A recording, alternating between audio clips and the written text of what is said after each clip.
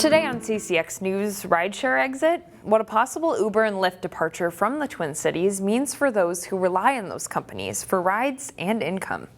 A decision on rideshares by the Minneapolis City Council may have far-reaching consequences. As Kevin Miller reports, both drivers and riders are feeling uneasy. 10,444. That's a rough estimate on how many rides Lyft driver Travis Joseph has given in the past 5 years. I enjoy the job. It's an easy, flexible job. He hauls folks across the Twin Cities, wherever they need to go. I take anybody. That's how you make the money. You take as many rides as you can. But he's worried that all could come to an abrupt, if uncinematic, end this spring. The Minneapolis City Council approved a wage hike for rideshare drivers. In response, Uber says they're leaving the Twin Cities, and Lyft says they're done with Minneapolis on May 1st. And while Lyft isn't Joseph's main moneymaker, he's worried his side gig driving may fall by the wayside. I could see how this will hurt a lot of people, and honestly, I want to keep that money coming in because it does help me survive. It helps me pay my bills. But it's not just drivers who are anxious. Yep. At her Golden Valley apartment, Mary Casey says if the ride shares go, she's not likely to go anywhere very fast. When you're only 55, it's kind of hard. So, I've been very grateful with Uber and Lyft. Her severe vertigo means she can't drive. So she relies on services like Metro Mobility and ride shares to get where she needs to go. If I want to go meet friends for dinner or for drinks or to go shopping or just, to get out of here, I have that. Uber and Lyft give her quick access to transit. But if the ride shares disappear, so does her autonomy. When you lose your independence, it's a hard thing to adjust to. And to know that it might be going away, there goes the independence again. Both Casey and Joseph are calling on state lawmakers to keep the ride shares in town. I hope that there's every resource possible to get Uber and Lyft to stay. Act now. Put a bill together, get it passed, stop city councils. City councils should not be able to control a whole metro area or state. Kevin Miller, CCX News. Meanwhile, Robinsdale-based North Memorial Health says its financial picture is at a breaking point, pointing to unreimbursed care at its Robinsdale hospital as the crux of the problem. North Memorial Health is cutting more than 100 jobs connected to the Robinsdale Hospital. It also plans to eliminate outpatient mental health services.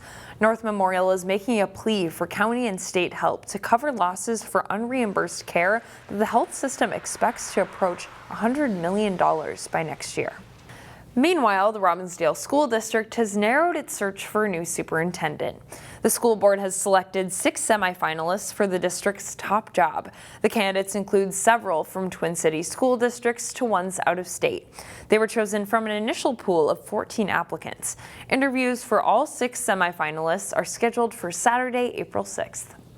A senior at Armstrong High School is trying to make the school more environmentally friendly by bringing solar panels to campus. I'd love to see the district just be more sustainable in its energy use and use cleaner sources of energy and be able to share the knowledge of that benefit. Amaya Young is co-president of Armstrong's Environmental Club. She, along with a science teacher and a media center specialist, applied for a state Solar for Schools grant. The grant could help pay for a solar array at Armstrong High School. School staff members say it could provide Armstrong students with new learning opportunities.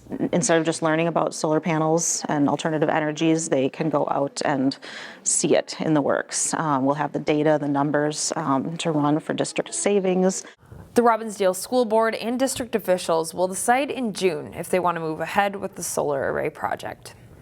As more Minnesotans age, the need for senior housing continues to grow. In Maple Grove, plans are in place to build a new co-op senior living community. As Delane Cleveland reports, it's a style that's becoming more common throughout the metro.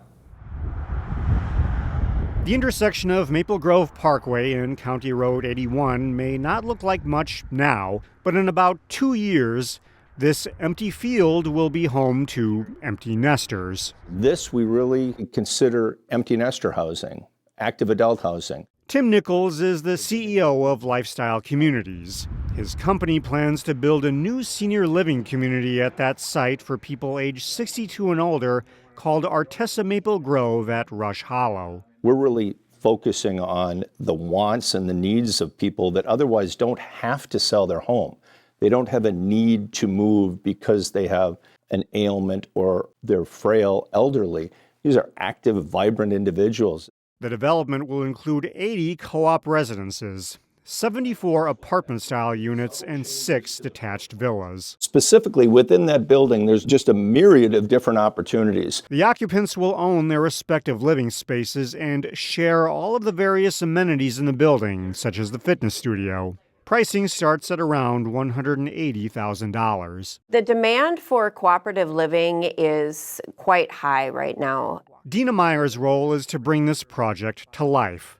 Artesa has developed 43 cooperatives throughout the Twin Cities, and she says this style of living is an attractive option for seniors who are tired of the maintenance associated with single-family homes. We have had tremendous interest on this project, not only because of the location, but also just because of the lifestyle and the availability it gives people from a financial flexibility and freedom to kind of do all the things that they want to do instead of what they have to do. The company officially acquired the land earlier this month.